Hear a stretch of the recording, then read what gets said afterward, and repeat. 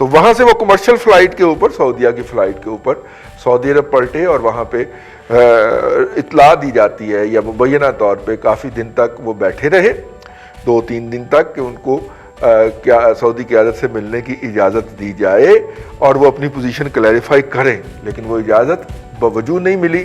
پھر وہ پاکستان تشریف لے آئے اور آ کے ہمیں بتایا کہ وہ ورلڈ کپ جیت کے آئے ہیں، اور ان کے ورلڈ کپ کے جیتنے کے کچھ دیر بعد انڈیا نے کشمیر ہڑپ کر لیا، اور وہ اس پہ کچھ نہیں بولے بلکہ ہمیں الٹا پڑ گئے کہ کیا میں انڈیا سے جنگ کر لوں۔ تو اس کے بعد پھر انہوں نے آدھا گھنٹہ کھڑا بھی ہونا تھا، وہ سارا کچھ، وہ کچھ بھی نہ ہو سکا، وہ آپ کو پتہ ہے، بہت کچھ پتہ ہے۔ پھر دوبارہ واپس چلتے ہیں جی، پھر ہم نے ان کو سعودیوں کو ڈرانے دھمکانے کے لیے ہمارے وزیر خارجہ صاحب نے غیر محتاط سفارتی زبان کے اندر تھوکیں اگلی، تو اس کے اوپر سعودیوں نے اسٹرانگلی ریئیکٹ کیا، اور نہ صرف کہ براہ راست بلکہ ٹویٹ کے ذریعے بھی، اور پھر اخبارات میں اتنی لمبی جو تھی وہ FIR کٹوا دی، تو ہمیں پتہ چلا کہ معاملات بہت خراب ہو گئے۔ پھر اس کے بعد ہم نے یہاں سے آرمی چیف اور ISI چیف کو روانہ کیا، کیونکہ ہمارے پاس سب سے مؤثر ہتھیار یہی تھا جو ہم نے نکال مارا سفارتی محاذ کے اوپر۔ اب دیکھیں ہمارے ذہن کا بھی علاج ہونا چاہیے۔ تو وہ دونوں وہاں پہ گئے، لیکن MBS نے ان کو ملاقات نہیں دی، بلکہ اپنے چھوٹے بھائی کو جو کہ وزیر دفاع تھے ان کو ملاقات کے لیے ان دونوں اعلیٰ حکام سے بھجوا دیا۔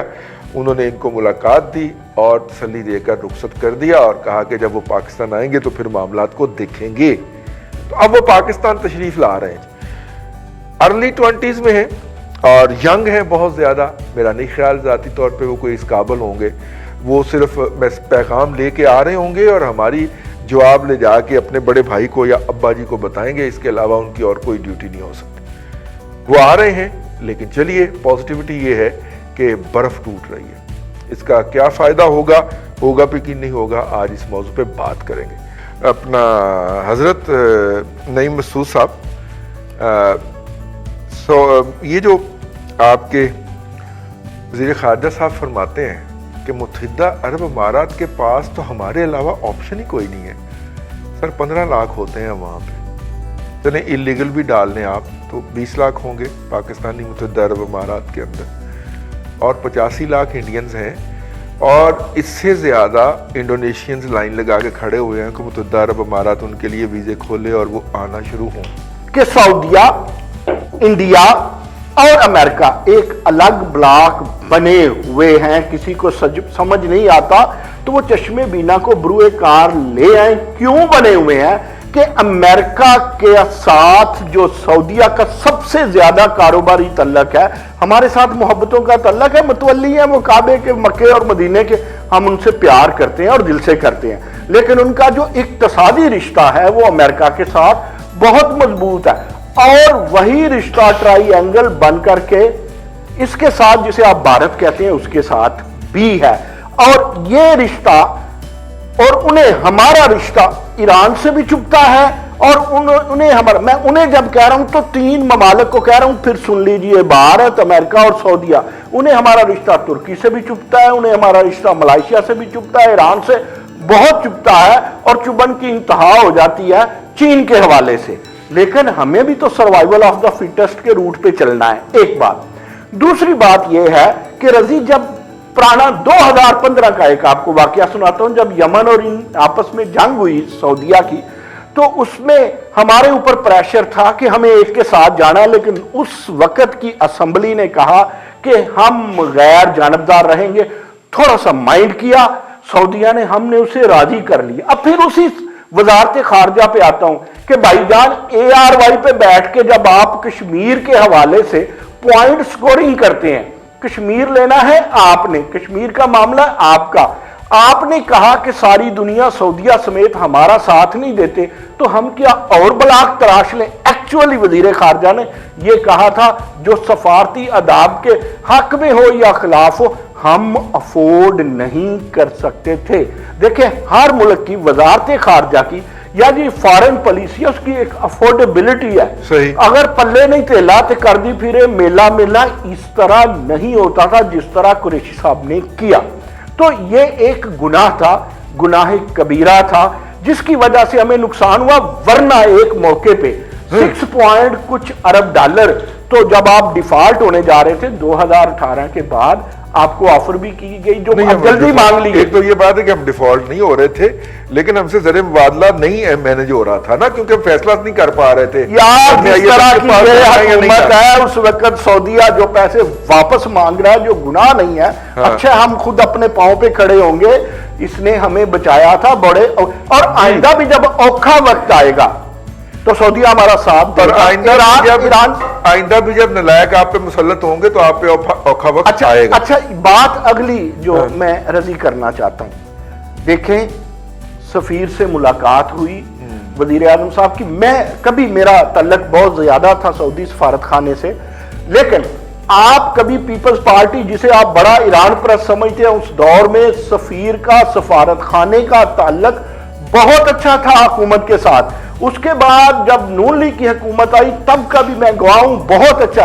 और अब भी मैं जानता हूं, मैं आपके प्रोग्राम में आने से पहले कुछ लोगों से जो सफारत खाने के अंदर है बात करके आऊं, वहां आपने बर्फ तोड़ने की बात की और मुमताज बटी ने इस्लामाबाद से बर्फ पिघलने की बात की, तो दोनों ने बात दुरुस्त की।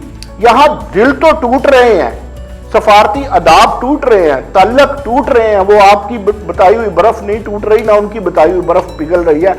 इसके लिए मैं आज हाथ जोड़ के वज़ीर आज़म पाकिस्तान से कहता हूं, खुदा का वास्ता है जरदारी साहब के नक्शे कदम पे बस इतना चल लें कि कुरैशी को बदल लें। उनको कहने की जरूरत नहीं है, जुल्फी बुखारी को गुजारिश करें, उनको हाथ जोड़े, क्योंकि वो तबाही के मिशन पे मेरे लिए भी वक्त नहीं आ गया कि मैं वज़ीर आज़म की बजाय वो तबाही घेरने के लिए आए हुए हैं, तो वो अपने मुल्क वापस लौट जाएं, हमारी जान छोड़ दें, मेरी इज्जत ना कर जुल्फी बुखारी नु हाथ जोड़ांदे हो यार, मेरी इज्जत करो ना करो, बेइज्जती ते ना करो। जनाब अरसलान भट्टी साहब, हजूर ये सऊदी अरब के वजीर दिफा आ रहे हैं, यानी जिन्होंने जाके तल्लकात बचाने की कोशिश की थी, उनके ही तल्लकात बच रहे हैं। मुहतात अल्फाज में तो हम ये कह सकते हैं, क्योंकि मेरी राय के मुताबिक तो वजीर दाखिला को आना चाहिए था, अगर वजीर खारजा को आना चाहिए था। अगर वजीर खारजा नहीं तो चले कोई नायब वजीर खारजा हो जाता, ठीक है। और लेकिन एक्चुअली ये मेहमान है किसी और का, इसे चाहता कोई और है। असल मजे की बात ये है कि हमने बहरीन, कुवैत, कतर और UAE के बहुत सारे शहजादों को अभी परसों ही हुबारा बस्टर्ड जो है, क्या उसको उर्दू में कहते हैं, वो उसका शिकार की इजाजत दी है। दुनिया भर के अंदर बैन है उसका शिकार, लेकिन उसके शिकार की इजाजत दी है। वो शिकार करने तशरीफ ला रहे, ऑफिशियल दौरा नहीं कर रहे। यार पटी की करिए यार। रही साहब देखें, आपने एक शुरू में एक जुमला कहा है कि जिन लोगों के ताल्लुकात ख़राब या दुरुस्त होने चाहिए थे। देखिए चाइना भी CPEC के मामले पर वो आपकी हुकूमत के साथ बात नहीं करता, हुकूमत के साथ बात नहीं करता ना, वो कहता नहीं हमें गारंटी चाहिए, हमें गारंटी जो दे जिनसे हमने पहले माजी में ली थी वही अब उसके गारंटर बनेंगे। इसी तरह आप देखें कि बहुत सारे दौरे ऐसे हैं जो कि हुकूमती शख्सियात नहीं करती। कर्ज कर लूं, अब हुकूमत के साथ बात नहीं करता, वरना जरदारी साहब और नवाज शरीफ साहब के अपने और शहबाज शरीफ साहब खुद जाते थे, बुनियादें इन्होंने बांधी थी, इनका एतबार था। ये मेरी गैर जानबूझ हुकूमत का एतबार नहीं है। आप देखिए ना कि छोटी सी बात है कि लाहौर में सफाई वाला हमने सेगमेंट किया, ठीक है, उसके वहाँ पे जो टर्किश कंपनी थी, तुर्क कंपनी के दफ्तर उनकी मशीनरी पर कब्जा कर लिया गया। मुझे बताइए कि क्या मैसेज दे रहे हैं हम तुर्की को, हमने क्या मैसेज दिया? भट्टी साहब 10 दिन बाद 8 दिन बाद ना वो कॉन्ट्रैक्ट खत्म हो रहा है जी, दिसंबर में खत्म हो जाना है वो, ठीक है ना। 11 जनवरी को तो उन्होंने वैसे ही चले जाना है यहाँ। जी जी, 11 जनवरी को उन्होंने बकायदा ऑफिशियली हैंड ओवर करना था। आपने 8 दिन पहले कब्जा करके क्या हासिल कर दिया? वो रही साहब वो कश्मीर तो चलो चला गया, हमने कहा यही फतह कर लेते हैं, नजदीक पड़ता है, कोई पैसे भी नहीं लगने हैं और कोई सादा एमिनेशन भी नहीं चाहिए हमें, वो सादे हाथों से ही काम हो जाना था। लेकिन रईस साहब देखें, बात यह है कि उनके वो जो वज़ीर दिफा हैं वो सऊदी अरब के वज़ीर दिफा हैं, वो मेरे आपके वज़ीर दिफा नहीं हैं। वो मेरा दिफा क्यों करेंगे? हमें ये बात समझ लेनी चाहिए कि वो आ रहे हैं अपने मकसद के लिए, उन्होंने आना है, उन्होंने बात सुननी है, उन्होंने कहना जी कि मैं जाके भाई साहब को या अब्बा जी को, बड़े भाईजान को या अब्बा जी को, उनसे भी बड़े जो हमारे अब्बा जी हैं, हम उनको बता देंगे, वो जो फैसला करेंगे वो देख लेंगे। अब्बा जी अपने अब्बा जी को बता दें। हाँ जी, जाहिर है उनके वालिद है ना जी, वो जो बादशाह है वहाँ पे, अब मामला ये है रईस साहब कि हमें भी एक चाहिए था कि हम पहले एक पॉलिसी बनाते, अगर हमने सऊदी अरब के साथ चलना है तो हमने बाकी लोगों को नाराज नहीं करना, उसको कोई दरमियानी रास्ता कोई अपनाए। हम ईरान के साथ भी बड़े मीठे मीठे हो रहे हैं, ईरानी मिठाई खाने को हम तैयार बैठे हैं, इसी तरह हम सऊदी अरब के पास चले जाते हैं कि जी हमें खजूरें दे दें, वो खजूर तो मिलती कोई नहीं है, गुठली भी वो ले जाता है कोई चोरी करके हमारे से। मामला रईस साहब सिर्फ इतना है कि हमें ये फैसला नहीं हो पा रहा कि हमने जाना किस तरफ है। हमने अमेरिका के पीछे लगना है, सऊदी अरब की तरफ जाना है, हमने रूस के साथ लगना है, हमने कश्मीर के लिए भारत के खिलाफ किस मुल्क को अपना दोस्त बनाना है, किस मुल्क को अपना दुश्मन बनाना है। हमने तो एक नई बहस शुरू कर दी कि जनाब इसराइल की तरह आ गया, इसराइल को क्यों एक्सेप्ट करें? भाई इसराइल का कश्मीर से क्या ताल्लुक है?